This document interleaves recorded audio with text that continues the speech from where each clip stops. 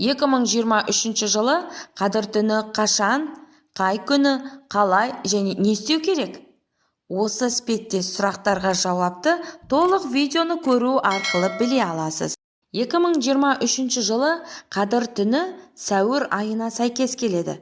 Барша мұсылмандар асыға күтетін қасиетті түнде дұға етіп, Алладан кешірім тілейді. 2023 жылы сәуірдің 17-сінен 18-іне қараған түні Қадір түні болады. Қасиетті Қадір түні ауыз ашқан уақыттан бастап сәресіне дейін жалғасады.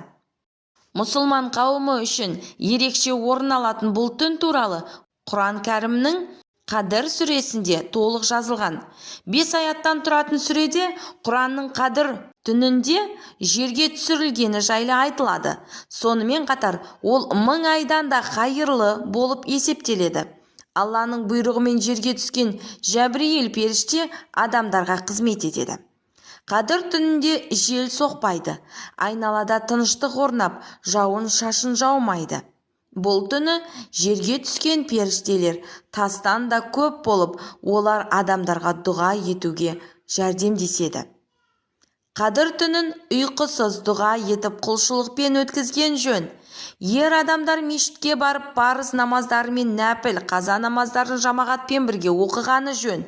Ал әйел адамдарға мешітке бару міндетті емес, сондай-ақ Қадір түнінде садақа берген абзал. Қадір түнінің қандай белгілері бар? Хадистерде бұл түн жанға жайлы тыныш болатыны айтылады. Ауа температурасы қатты суық не қатты ыстық болмайды. Аспанда жарық ай көрінеді.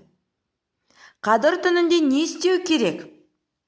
Қадір түні басталғанға дейін толық дәрет алған жөн. Сонымен қатар теріс ойлардан жаны мен жүрегін аулақ ұстаған дұрыс. Осы түнде жасаған күнәлар үшін кешірім сұрап, өкініп, көп дұға еткен жөн. Құлшылық жасап, сауапқа кенелетін ең ұтымды уақыт Қадір түні. Сонымен қатар Құран оқып, мағынасын түсініп, діни білім алған абзал екені айтылады. Қадір түнінде не істемеу керек? Зиян нәрселерден аулақ болған жөн. Дінде рұқсат етілмеген нәрселерді істеуге болмайды. Мысалы, ішімдік ішуге болмайды. Біреудің сыртынан ғайбат айтуға, бос әңгімеге үйір болуға болмайды. Түнде ұйықтамаған абзал, оның орнына құлшылық еткен жөн. Ұрысуға, біреу туралы жаман нәрсе айтуға болмайды. Фильмдер мен ойын-сауық бағдарламаларын көріп, уақытты бос өткізуге болмайды.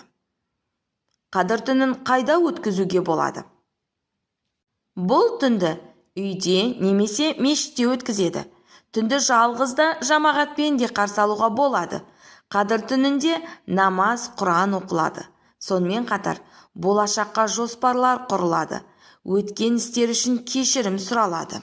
Рамазан айында түндердің төресі болған 1000 айдан хайырлы періштелер жерге түсіп, жер бетінде береке орнайтын Қадір түнін құлшылықпен өткізуді баршамызға Аллам нәсіп етсін.